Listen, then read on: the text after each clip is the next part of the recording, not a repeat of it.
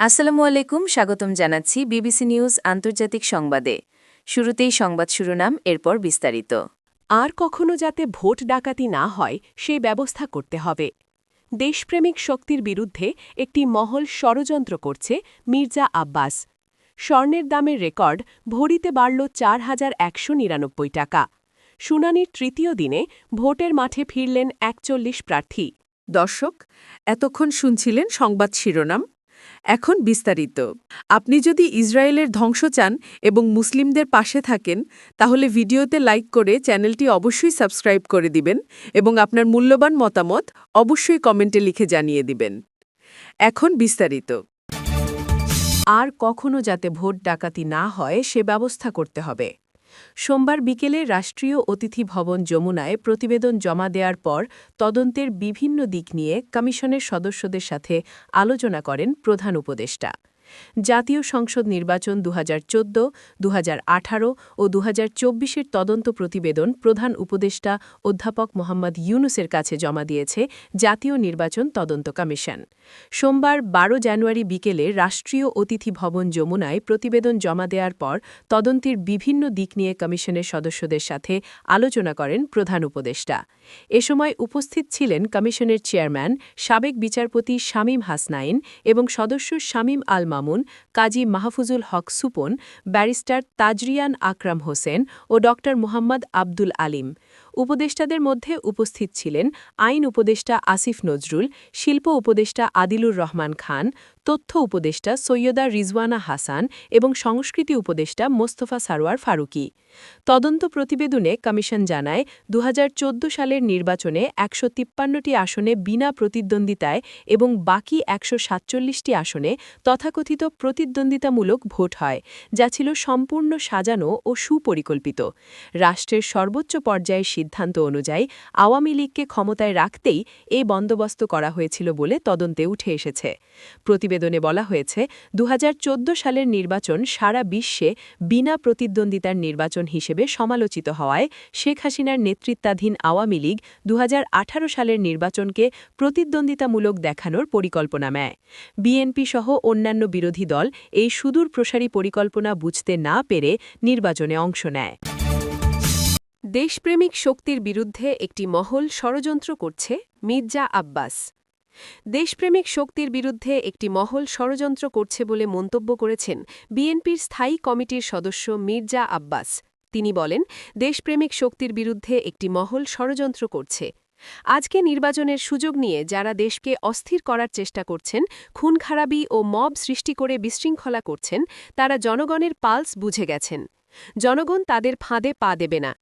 সোমবার ১২ জানুয়ারি বিকেলে শাহবাগ বারডেম হাসপাতালে বারডেম জেনারেল হসপিটাল কর্মকর্তা-কর্মচারী ঐক্য পরিষদ আয়োজিত দোয়া মাহফিল ও শোকসভায় প্রধান অতিথির বক্তব্যে তিনি এসব কথা বলেন। মির্জা আব্বাস বলেন, ২০১৮ সালের নির্বাচনে আমরা বিভিন্নভাবে আক্রান্ত হয়েছিলাম। আমার বাসা হাসপাতালে পরিণত হয়েছিল। সেখান থেকে আওয়ামী লীগ সন্ত্রাসীদের আক্রমণে আহতদের বিভিন্ন হাসপাতালে নিতে ৩টি অ্যাম্বুলেন্স অনবরত কাজ করেছে। সেই অত্যাচার থেকে শত কষ্ট সহ্য করে নিজের জীবনের বিনিময়ে আমাদের রক্ষা করেছেন দেশনেত্রী খালেদা জিয়া। তার বিরুদ্ধে অবিচার হয়েছে, অত্যাচার হয়েছে, দেশ ছেড়ে যাননি। অথচ একটিবারও কৃতজ্ঞতা নেই। সব নাকি তারা অর্জন করেছে। তিনি বলেন, দীর্ঘ ১৭ বছর গুম খুনের শিকার হয়েছি। এখনও ষড়যন্ত্র চলছে। ভাবটা এমন যে বিএনপি কথাই বলতে পারবে না, বললেই টুইস্ট করা হচ্ছে। কোটি কোটি টাকা লগ্নি করা হচ্ছে সামাজিক যোগাযোগ মাধ্যমে, যাতে আমাদের বিরুদ্ধে লেখা হয়। আমাকে টার্গেট করা হচ্ছে। যারা আমার সম্পর্কে অপপ্রচার করছেন তারা অপরিপক্ক। তারা হয়তো আমার সম্পর্কে কিছু জানে না। এসব অপরিপক্করা যদি সংসদে আসে, তাহলে সংসদের কী অবস্থা হবে আল্লাহ জানেন।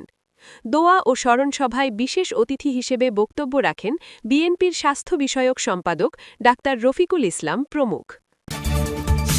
স্বর্ণের দামে রেকর্ড, ভরিতে বাড়ল ৪,১৯৯ টাকা। দেশের বাজারে আরেক দফা স্বর্ণের দাম বাড়িয়েছে বাংলাদেশ জুয়েলার্স অ্যাসোসিয়েশন বাজুস। এবার ভরিতে ৪,১৯৯ টাকা বাড়িয়ে ২২ ক্যারেটের এক ভরি স্বর্ণের দাম ২,৩২,০৫৫ টাকা নির্ধারণ করা হয়েছে, যা দেশের ইতিহাসে সর্বোচ্চ। সোমবার ১২ জানুয়ারি রাতে এক বিজ্ঞপ্তিতে এই তথ্য জানিয়েছে বাজুস। মঙ্গলবার ১৩ জানুয়ারি থেকেই নতুন এ দাম কার্যকর হবে। বিজ্ঞপ্তিতে বলা হয়, স্থানীয় বাজারে তেজাবি স্বর্ণের মূল্য বেড়েছে, ফলে সার্বিক পরিস্থিতি বিবেচনায় স্বর্ণের নতুন দাম নির্ধারণ করা হয়েছে। নতুন দাম অনুযায়ী দেশের বাজারে প্রতি ভরি অর্থাৎ ১১.৬৬৪ গ্রাম ২২ ক্যারেটের স্বর্ণের দাম পড়বে ২,৩২,০৫৫ টাকা। এছাড়া ২১ ক্যারেটের প্রতি ভরি ২,২১,৪৯৯ টাকা, ১৮ ক্যারেটের প্রতি ভরি ১,৮৯,৮৯০ টাকা এবং সনাতন পদ্ধতির প্রতি ভরি স্বর্ণের দাম ১,৫৬,৮৮১ টাকা নির্ধারণ করা হয়েছে। বাজুস জানায়, স্বর্ণের বিক্রয় মূল্যের সাথে আবশ্যিকভাবে সরকার নির্ধারিত ৫% ভ্যাট এবং বাজুস নির্ধারিত ন্যূনতম মজুরি ৬% যুক্ত করতে হবে। তবে গহনার ডিজাইন ও মান বেঁধে মজুরির তারতম্য হতে পারে। এদিকে স্বর্ণের দাম বাড়ানোর সাথে এবার বাড়ানো রয়েছে রূপার দামও। ভরিতে ৪০৮ টাকা বাড়িয়ে ২২ ক্যারেটের ১ ভরি রূপার দাম নির্ধারণ করা হয়েছে ৫,৯৪৯ টাকা। এছাড়া ২১ ক্যারেটের প্রতি ভরি ৫,৭১৫ টাকা, ১৮ ক্যারেটের প্রতি ভরি ৪,৮৯৯ টাকা এবং সনাতন পদ্ধতির প্রতি ভরি রূপার দাম নির্ধারণ করা হয়েছে ৩,৬৭৪ টাকা। স্বর্ণের দামে রেকর্ড, ভরিতে বাড়ল ৪,১৯৯ টাকা। দেশের বাজারে আরেক দফা স্বর্ণের দাম বাড়িয়েছে বাংলাদেশ জুয়েলার্স অ্যাসোসিয়েশন বাজুস।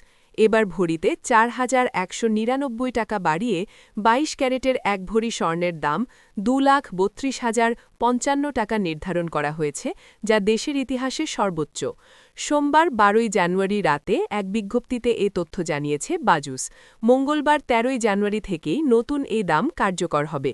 বিজ্ঞপ্তিতে বলা হয়, স্থানীয় বাজারে তেজাবি স্বর্ণের মূল্য বেড়েছে, ফলে সার্বিক পরিস্থিতি বিবেচনায় স্বর্ণের নতুন দাম নির্ধারণ করা হয়েছে। নতুন দাম অনুযায়ী দেশের বাজারে প্রতি ভরি অর্থাৎ ১১.৬৬৪ গ্রাম ২২ ক্যারেটের স্বর্ণের দাম পড়বে ২,৩২,০৫৫ টাকা।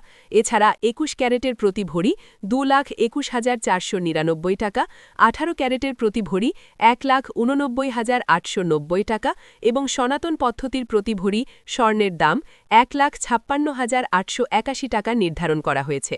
বাজুস জানায়, স্বর্ণের বিক্রয় মূল্যের সাথে আবশ্যিকভাবে সরকার নির্ধারিত ৫% ভ্যাট এবং বাজুস নির্ধারিত ন্যূনতম মজুরি ৬% যুক্ত করতে হবে। তবে গহনার ডিজাইন ও মান ভেদে মজুরির তারতম্য হতে পারে। এদিকে স্বর্ণের দাম বাড়ানোর সাথে এবার বাড়ানো রয়েছে রূপার দামও। ভরিতে ৪০৮ টাকা বাড়িয়ে ২২ ক্যারেটের ১ ভরি রূপার দাম নির্ধারণ করা হয়েছে ৫,৯৪৯ টাকা। এছাড়া ২১ ক্যারেটের প্রতি ভরি ৫,৭১৫ টাকা, ১৮ ক্যারেটের প্রতি ভরি ৪,৮৯৯ টাকা এবং সনাতন পদ্ধতির প্রতি ভরি রূপার দাম নির্ধারণ করা হয়েছে ৩,৬৭৪ টাকা।